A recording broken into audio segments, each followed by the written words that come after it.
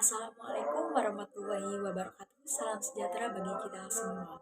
Alhamdulillahirabbil alamin wa bihi nasta'in wa ala umuri dunya wa din wa ala alihi wa sahbihi ajmain. Amma ba'du.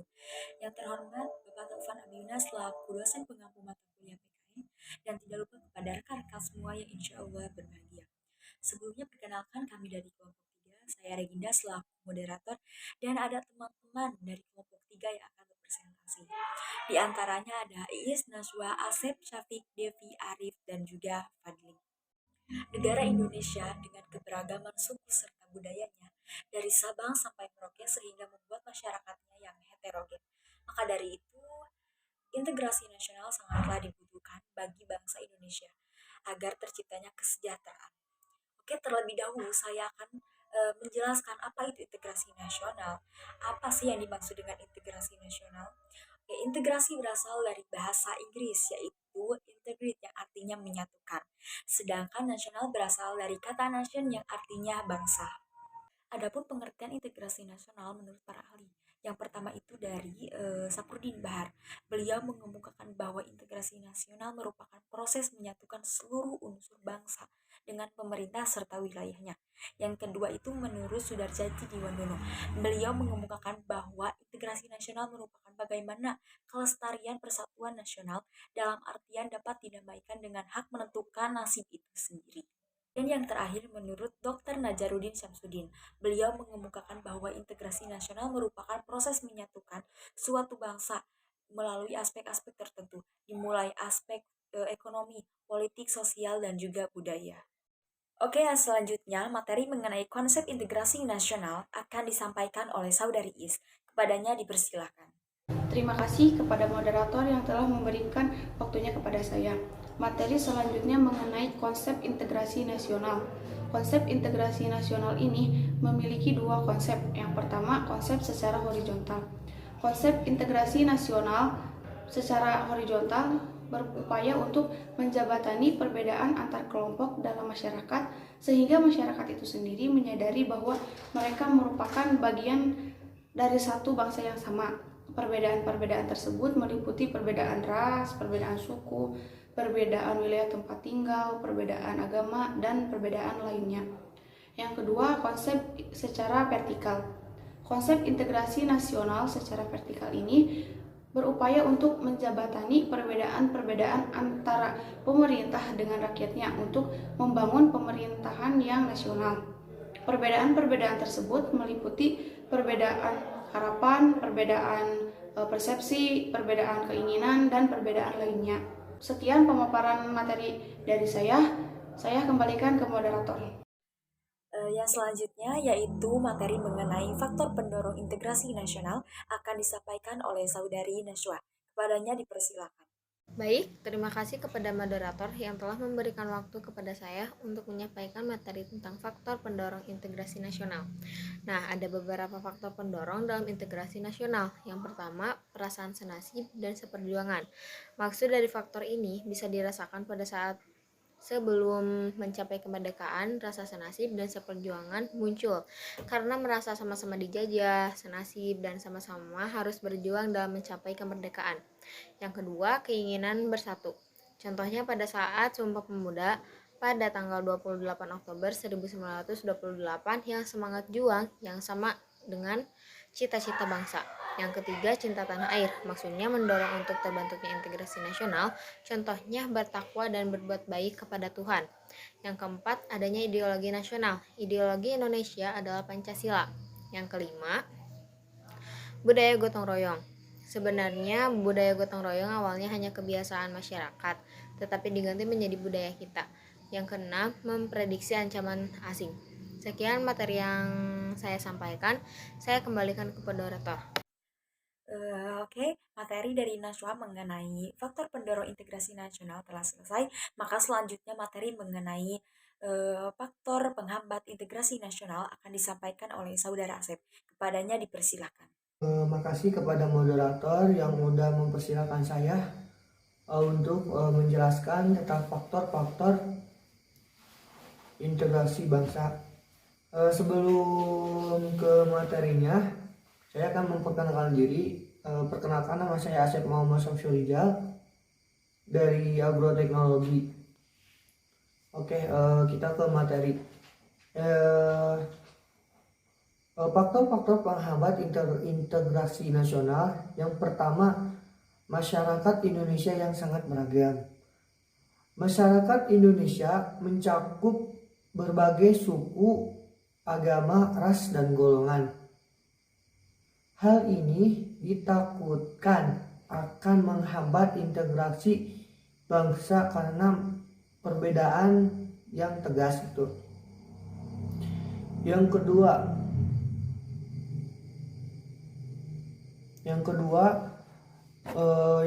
luas wilayah Indonesia. Luas wilayah Indonesia yang memisahkan jarak antara bangsa juga dapat menjadikan penghambat integrasi Indonesia nasional. Yang ketiga, etnosentrisme yang kuat. Etnosentrisme adalah bentuk fanatisme dari sekelompok yang mengakui bahwasanya kelompoknya lebih unggul dari kelompok yang lain, sehingga akan menghambat integrasi nasional. Yang keempat, dalam sektor pembangunan, kita mengetahui bahwasanya Indonesia sangat luas daerahnya, sehingga dalam sektor pembangunan ini bisa menghambat integrasi nasional. Misalnya dari daerah wilayah Jawa, Indonesia bagian barat, dalam sektor pembangunannya merata dan semakin berkembang. Sedangkan Indonesia bagian timur pembangunannya tidak merata, jadi belum berkembang, jadi penghambat integrasi nasional karena dalam sektor pembangunan. Yang kelima, belum ada kesadaran diri masing-masing dalam hati masyarakat.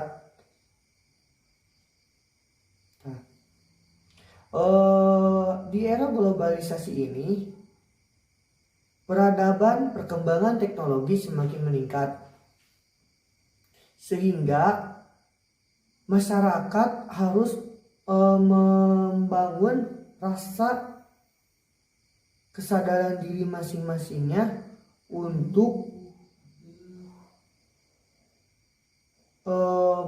untuk yang lain, sehingga mereka tidak ada rasa egois atau mementingkan diri sendiri.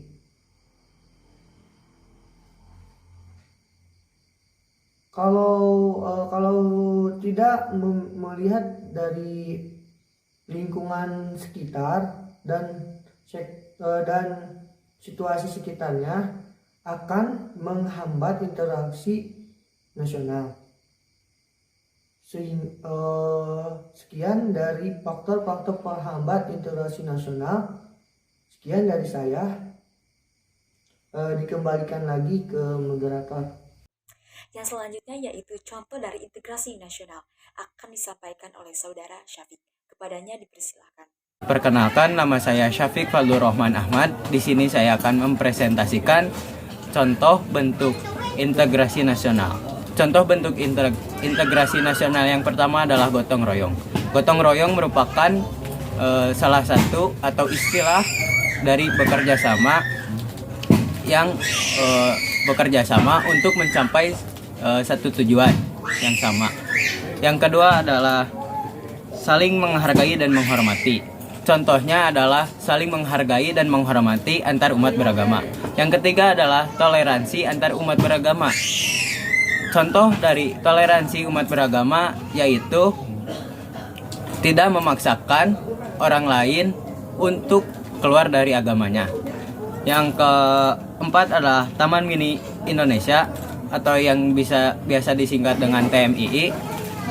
Mengapa Taman Mini Indonesia masuk ke dalam contoh bentuk integrasi nasional? Karena di dalam Taman Mini Indonesia terdapat terdapat berbagai wahana dengan ciri khas masing-masing provinsi yang ada di Indonesia. Yang kelima adalah PON. PON merupakan pertandingan olahraga yang diadakan memberi setiap daerah bersaing secara sehat atau secara sportivitas. Yang keenam adalah seragam. Seragam sekolah berbentuk sama untuk semua kalangan anak sekolah. Mengapa harus ada seragam? Dikarenakan untuk mengurangi atau meniadakan kelas orang tua, ekonomi, agama, ras, suku, dan lain-lain. Yang ketujuh adalah asimilasi dan akulturasi. Asimilasi adalah peluburan antar dua atau lebih kebudayaan yang menghasilkan kebudayaan baru. Dan akulturasi pencampuran antar kebudayaan tanpa menghilangkan kebudayaan aslinya. Dan untuk contoh asimilasi dan akulturasi yaitu yang pertama baju koko, tajidor, menara kudus, dan kaligrafi. Mungkin cukup sekian dari saya. Selebihnya kembali kepada moderator. Oke, itu tadi contoh dari integrasi nasional yang telah disampaikan oleh Saudara Syafiq, dan yang selanjutnya yaitu mengenai ancaman militer yang akan disampaikan oleh Saudari Devi. Kepadanya dipersilakan. Saya Devi Tirtasari hendak menjelaskan tentang ancaman integrasi nasional. Yang menjadi ancaman integrasi nasional dapat dibagi menjadi dua, yaitu ancaman militer dan non-militer. Ancaman militer adalah bentuk ancaman berupa kekuatan bersenjata yang dapat memecah belah suatu bangsa. Ancaman militer ini dapat datang dari dalam maupun luar negeri. Yang dari dalam negeri, misalnya pemberontakan bersenjata, perang saudara, aksi teror bersenjata, dan konflik horizontal. Contoh dari pemberontakan bersenjata misalnya peristiwa G30 SPKI atau DITII, PKI Madiun, dan banyak lagi pemberontakan yang pernah terjadi di Indonesia. Kemudian yang kedua, perang saudara. Kita ambil contoh salah satu perang antar etnis ya, yaitu perang Sampit antara suku Dayak dan Madura yang terjadi pada tahun 2001. Nah, kemudian yang ketiga, aksi teror bersenjata itu biasanya berkaitan dengan aksi terorisme.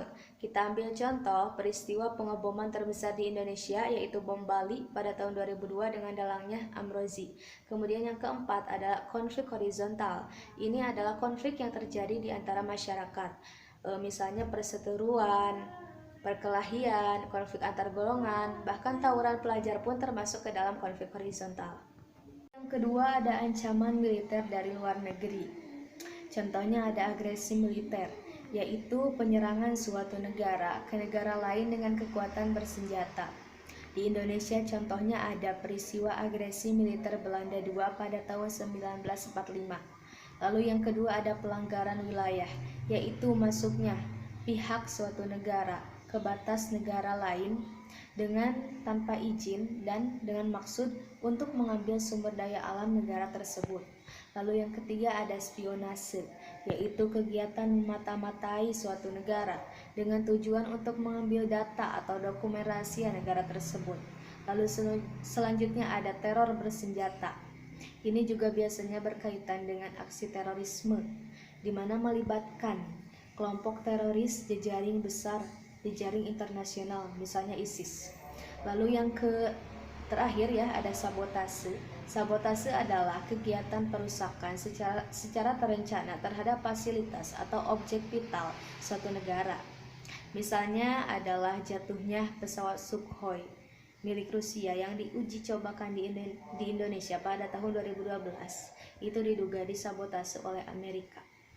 Nah, demikian ya yang dapat saya jelaskan tentang ancaman militer. Ancaman militer telah disampaikan oleh Devi, maka selanjutnya yaitu materi mengenai ancaman non-militer yang akan disampaikan oleh Saudara Fatih. Kepadanya dipersilahkan. Terima kasih kepada moderator yang telah memberikan waktunya kepada saya untuk menjelaskan materi tentang ancaman non-militer. Ancaman non-militer merupakan segala bentuk ancaman yang dapat merusak persatuan suatu bangsa. ancaman non militer ini tidak menggunakan senjata atau ancamannya tidak berbentuk perang. Yaitu ancaman non militer ini bisa dari ancaman ideologi, ancaman ekonomi, ancaman sosial budaya, ancaman teknologi informasi, ancaman keselamatan umum. Ancaman non militer ini yang pertama dari ancaman ideologi. Ancaman ideologi ini ancaman yang dapat mempengaruhi pemikiran suatu individu. Salah satunya yaitu contohnya terorisme. Yang kedua ada ancaman sosial budaya. Ancaman sosial budaya ini muncul karena adanya sifat intoleransi antara suatu bangsa atau suatu masyarakat sehingga terjadi konflik. Yang ketiga ada ancaman ekonomi. Ancaman ekonomi yaitu bisa dipicu karena angka penganggurannya tinggi atau misalnya inflasi dalam mata uang. Yang selanjutnya ada ancaman teknologi informasi. Ancaman teknologi informasi ini dapat berbentuk dari serangan cyber atau kejahatan perbankan.